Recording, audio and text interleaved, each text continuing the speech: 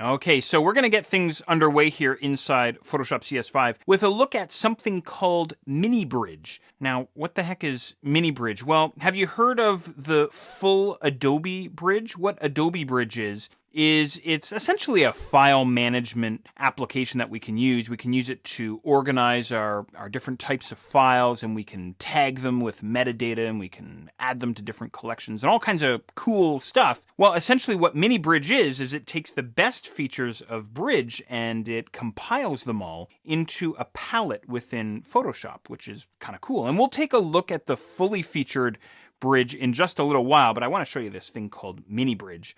Now, to get started with Mini Bridge, what's kind of weird is even though it's a palette in Photoshop, it's not found underneath the window menu along with all of the other Photoshop palettes. He's actually found all the way over underneath the file menu. So head to your file menu and look for Browse in Mini Bridge. Go ahead and choose that guy. And then all of a sudden, the Mini Bridge panel is going to open up for you.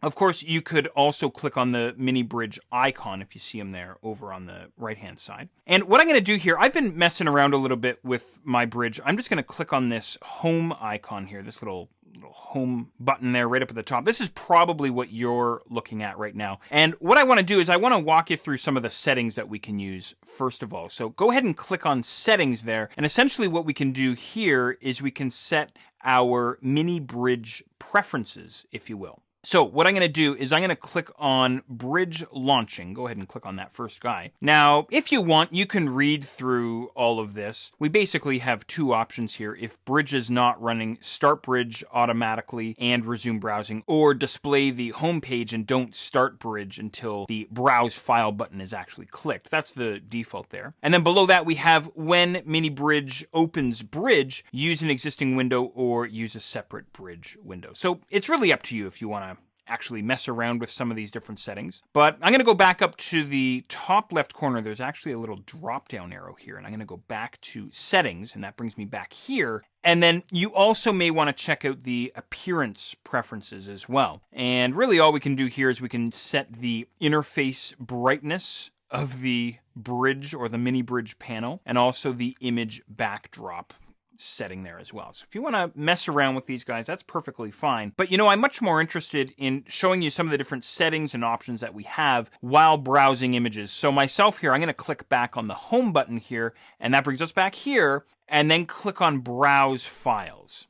Now, this is what I see here. I'm actually looking at our project files folder, which is sitting on my desktop. You might be looking at something slightly different, but don't worry about that for now. We'll actually get some graphics in here in just a little while that you can actually see. But what I will do is I'm just going to grab the sort of the left-hand side of my window here, and I can actually expand out or collapse down the size of the Mini Bridge panel. So maybe when you open up your Mini Bridge, you want to have a nice expanded view, something like this. Or maybe I'll collapse mine down just a little bit, whatever you want, really. And of course, you can do the same as well vertically. I can increase or decrease the height of this panel as well. And you'll notice that this little navigation area here is going to move around depending on the size of our Mini Bridge panel. So again, it's really up to you how you want to set all this up. It's really sort of a personal preference, but maybe what I'll do is I'll crank mine out so that we can see what we actually have here.